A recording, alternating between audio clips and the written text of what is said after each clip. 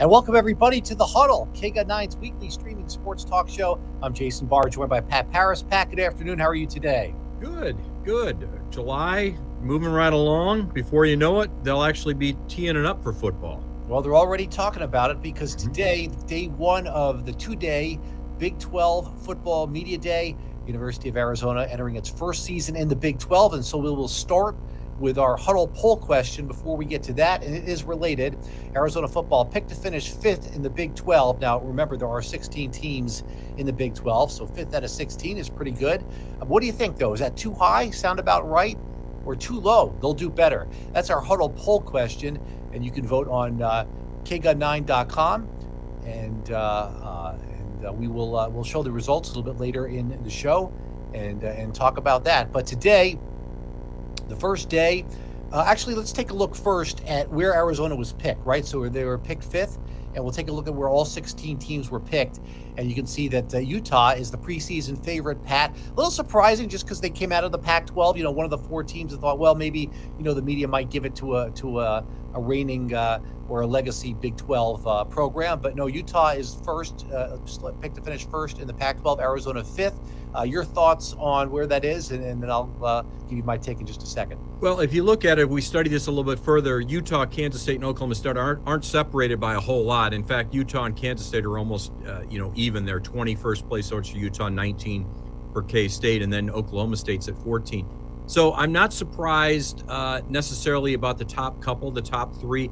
I really thought Arizona would be sitting at about number 4 there. I thought they'd be ahead of Kansas. To me, that's a little... Kansas just 23rd to finish last year. Not a historically strong program. I thought Arizona's season last year was more impressive, and Arizona with a lot of players coming back. With the bulk of the players, not everybody for sure, right. and you've got some question marks, and we'll talk more about that as we go along here. But I really thought Arizona would be higher than they were. I actually went back and forth between B and C, Jason. I'll let you know. I picked C. I think it's a little too low. I think they'll do better. I think that they've got some a schedule that in parts of it look like it's favorable. Other parts you wonder how they'll respond, and we'll have to see as the season unfolds, and we'll have plenty of time to talk about that. But I really just thought that they'd be a little bit higher than fifth. I thought maybe fourth, even third.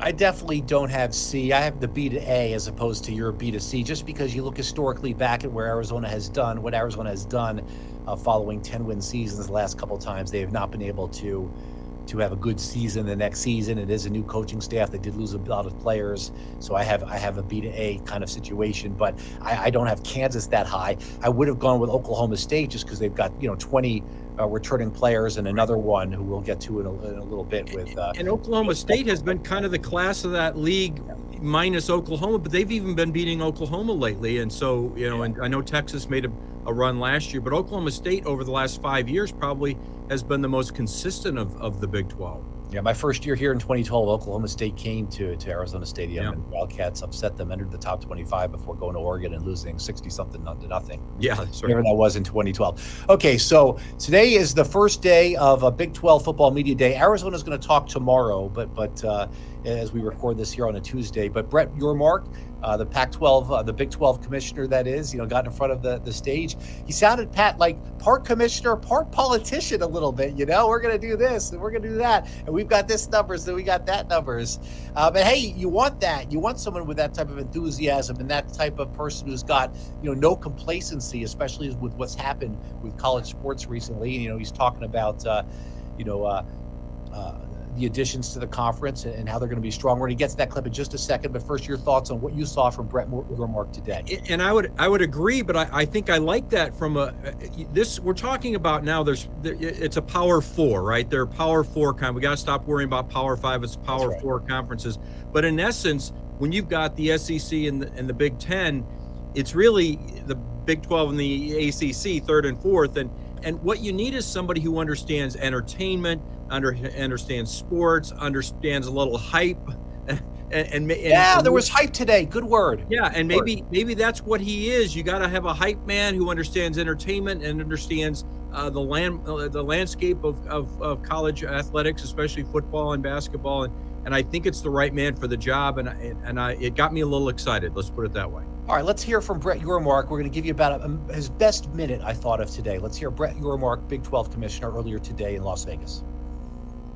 So as you can tell, 2024-25 will be a very exciting year for the Big 12. On the football front, we will be the deepest conference in America. Every week will matter. I'm going to say that one more time. We will be the deepest conference in America, and every week will matter. We have star power and parity. We boast some of the top players and coaches in the game. November will be incredibly exciting, and we will brand it as a race to the championship.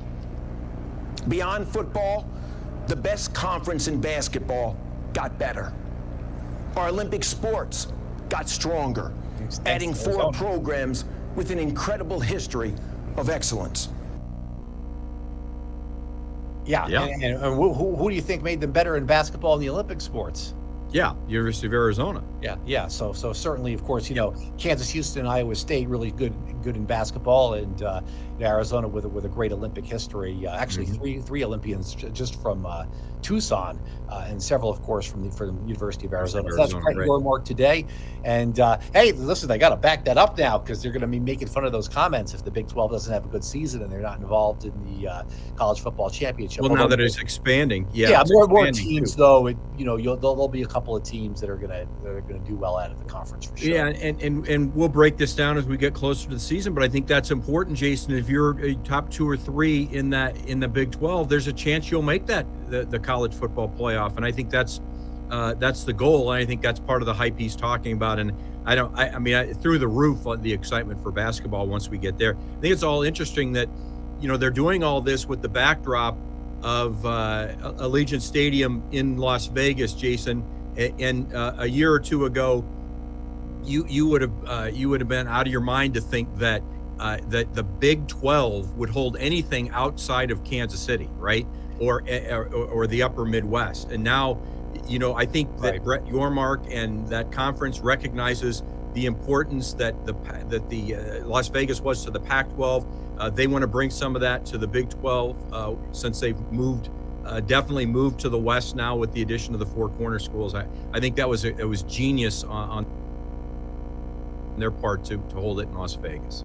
Well, though, it got me excited that maybe they'd have the Big 12 basketball tournament in Las Vegas, because the void now being left of where the Pac-12 basketball tournament is and all the Arizona fans who go there. But he did say they are committed to Kansas City.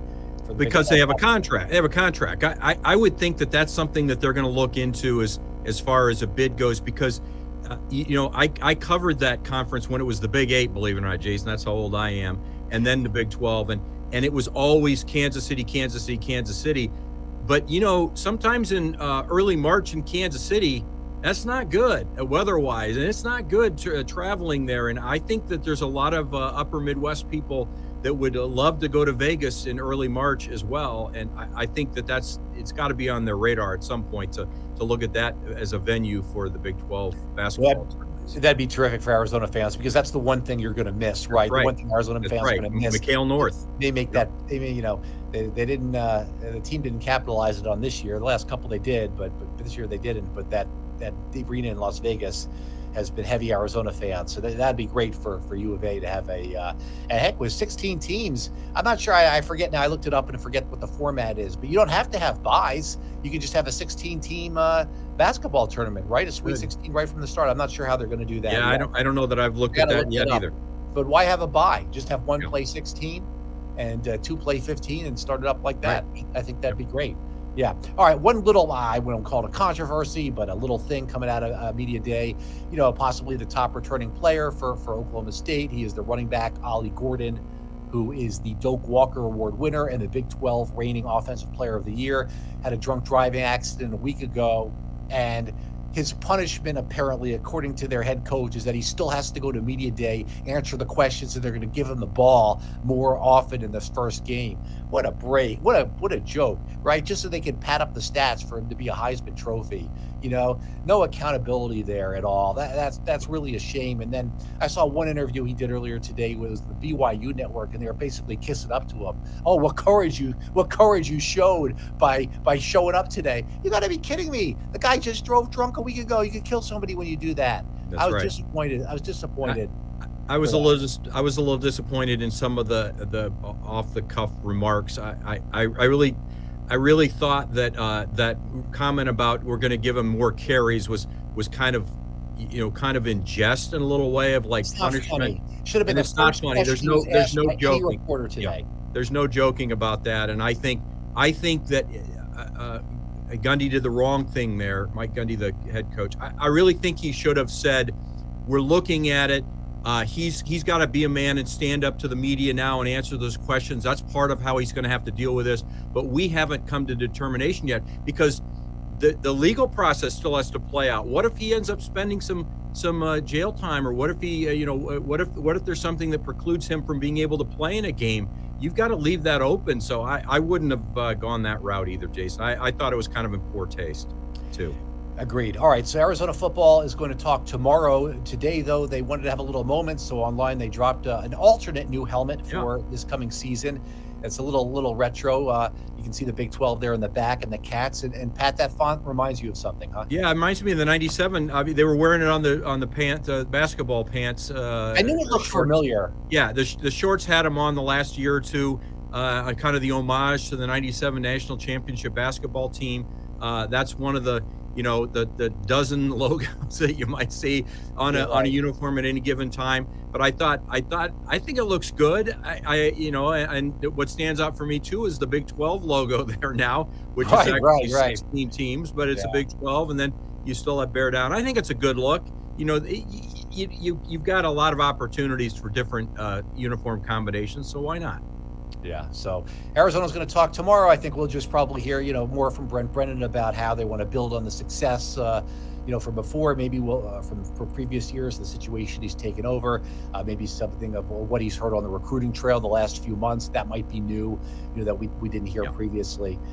They've gotten some players, and they've done a little bit better recruiting. Right. Yeah, some players. Yeah. I think a couple of people are making a little too much of, but a couple of others look like they might be promising. Right. So we'll hear from Arizona tomorrow and looking forward to that. And that's going to be day 2 of Big 12 Football Media Day in Las Vegas. Yeah, okay. From a couple other players too. Yeah, it should be good. Yeah. We'll have more on that at 6:00 tonight on KGUN 9, that video of Brett Yormark, courtesy of our sister station. I'm Jason Barr. He's Pat Paris. This is the Huddle on KGUN 9. Let's revisit here our Huddle poll question before we move on as we finish up talking about the Big 12 here. Arizona picked to finish 5th. I'm going with that's a little too high just to take the other side. Look, a lot of people sounds about right. I'm surprised. Yeah. Normally, you kind of take one or the other, but we've got 51% Pat saying sounds about right. Yeah, and as I said, I think both of us kind of looked at B. Yeah. You went with A, too high. I went with I think just slightly too low. And hey, that's the best part of all this, right? You talk about it, and then you wait and you actually see how it plays out. I think they'll finish a little bit better than 5th, but I've been wrong before, Jason. I've never been perfect. No, it's I got last year right, but I didn't think 10 wins, but I got you can't get them all right. All right, so it's a Tucson show. Tucson athlete making some good news this past weekend, and we're talking about NASCAR driver Alex Bowman, who's from Ironwood Ridge, a suburb of Tucson. Hadn't won in about 2 years. I've had some injuries. Concussion and back injury, has never really run well at the road courses, goes to Chicago, it's raining, puts on rain tires. He was fast right from the beginning. First lap, he was passing cars. Right. I'll tell you what, I hadn't seen him drive like that in quite some time. Very aggressive, little mishap there with Bubba Wallace and got into him a little bit. He was just trying to fix, he was fuddling with his windshield button or whatever he was doing there. But crew chief makes the right call. Pat puts on the rain tires instead of the stick tires. Tyler Reddick was catching him. I think if it was one more lap, I think Bowman would have been caught. Tyler Reddick was a little bit too aggressive there on that last lap, though, and couldn't get there. And Alex Bowman was his 8th NASCAR race, but first road course one But a big win for Alex Bowman, who hadn't won in 2 years. Yeah, 88 wins, 80 races between wins. That's a lot, Jason. And you understand his frustration, and maybe some doubt was creeping in. His post race reaction was one where you thought this guy wondered if it was ever going to come again. And you can understand that with vulnerable, all those things. yeah, with the injuries and things. But I couldn't be happier for him, and to do it on a track that absolutely nobody thought he would win, right? And then he was able to win. He found a way, and his crew chief found a way with the great call with the rain tires when everybody else was trying to go to slicks and that. That's 2 years in a row, Jason, that Chicago. It's I really know. It's a great idea. Yeah. And it's really tight for those big stock cars like that. And they've Very had some narrow, great races, but man, that rain just will not leave them alone in Chicago. Yeah, so for sure. Let's hear now from Alex Bowman. This is him. This is his news conference after the race, and you can tell, we're going to play you the best minute here. You can tell how much this win meant to him. It's more about, like, for me, just overcoming everything that's happened in my life in the last 2 years. It's been really difficult, right? Like, the concussion, and then to straight away go break my back after recovering from that, and then just tremendously struggled through last year and kind of lose our way a little bit. It was really difficult, and there's a lot of noise, and that makes it difficult for the team. I'm proud of my guys for being able to shut that out and work hard each and every week, and have confidence in the decisions that we make and the race cars that we bring to the racetrack. So it means a lot to me to be able to overcome a lot and do something that I don't think a lot of people here really would have thought this weekend that we could.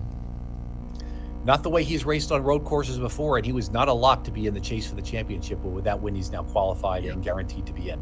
And I think, Jason, this is a guy that probably should be celebrated a lot more here in Tucson than he is. I don't think, for the NASCAR town. For the casual fan, though, and there are casual fans in this town, they may not realize that, this is still pretty much a good old boy network, in the sense that, now we're seeing second and third generation drivers with the same last name, right? And they all have North Carolina or Virginia zip codes or whatever, and so this is a tight-knit group. And yes, you'll get the Jimmy Johnsons from California occasionally, and you'll get an Alex Bowman occasionally from Tucson, Arizona, but it's very hard to break into NASCAR and into the top level, the Cup Series, and then to stay there is really hard. And I think that's what you heard a lot there, and maybe the between the lines is, staying at that top level is very difficult, and he had to start questioning himself as well.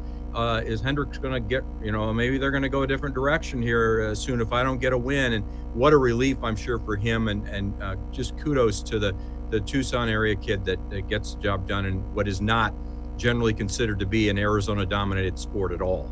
It was funny. Bubba Wallace really nailed him on the cool down lap, and his reaction afterwards was like, "Yeah, he barely hit me, and I deserved it." He's able to ward things off, very well. He's very, he's very polished with how he handles things, and doesn't want any lingering issues. So yeah, I mean, you just think about it. To your point though, there's several hundred NBA players or MLB players. I mean, there's 40 drivers, right? And only half of them have decent equipment, and he's in top tier equipment. So that's it. All right. So the other one I wanted to bring up, and this is a national story here that has been talked about a lot, but I just wanted to give a take that I hadn't heard. Otherwise, I wouldn't bring it up. But that's Bronny James. So, LeBron James's son averaged 5 points in 1 year at USC.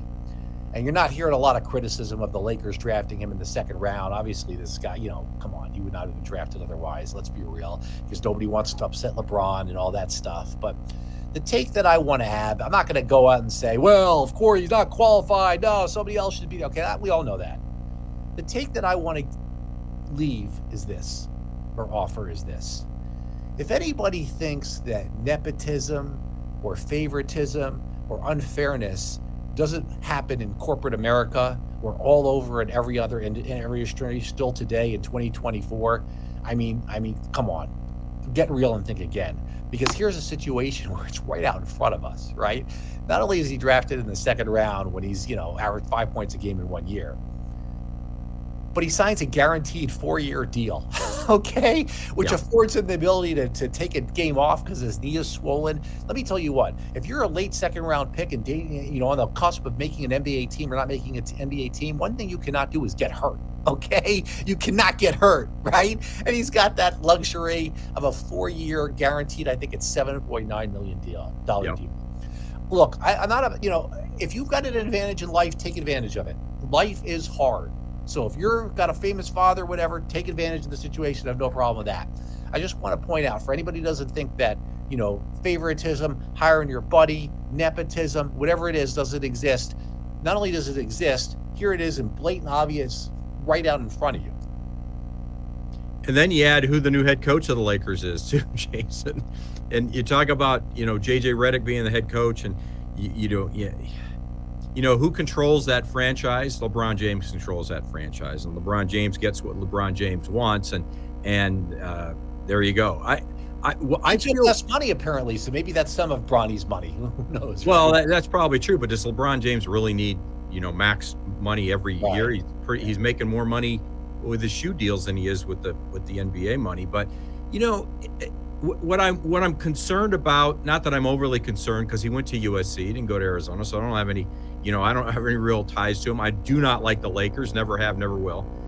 But I'm concerned that they're putting, how we always like to say, you want to put a player in a position to succeed. Right. The coach wants to do it, an organization wants to do it, general manager wants to do it, the fan base wants to see a player put in a position to succeed. I just don't see a way where he succeeds. I could be wrong. I'm concerned that, that he doesn't live up to the hype that his dad wants him to be, and that Laker Nation wants to see, and then you could see a kid really struggle. And second game in, he's got a knee injury, he's out. Is he struggling already? Well, it's too early to tell, but maybe that's one small early indicator. I don't know. Yeah. Listen, if he becomes a multi-year player who comes off the bench, I'd be great with that. Sure. Nobody's going. Michael Jordan's son didn't play in the NBA. Okay, doesn't mean you have to play in the NBA. So maybe he's in the G League for part of this year. Maybe he comes off the bench and plays a few minutes with his dad in the second quarter. Who knows? It will be fun to see, at least initially. Kind of reminds you of Ken Griffey and Ken Griffey Jr. And also, I was one big difference. Ken Griffey Jr. was even better than his dad. That's right. Well, and I was I think 4 years old when Gordy and Mark Howe played together in 1979 or whatever it was with the New England, then became the Hartford Whalers. So, and certainly in auto racing, it's happened a lot. But Sure. but in the stick and ball sports, I think those are the only two times that at least I know of. So it'll be fun to see. For a little bit, and I'm sure they'll have an assist with each other. As Get ready, because Sports Center is going to go ballistic over it.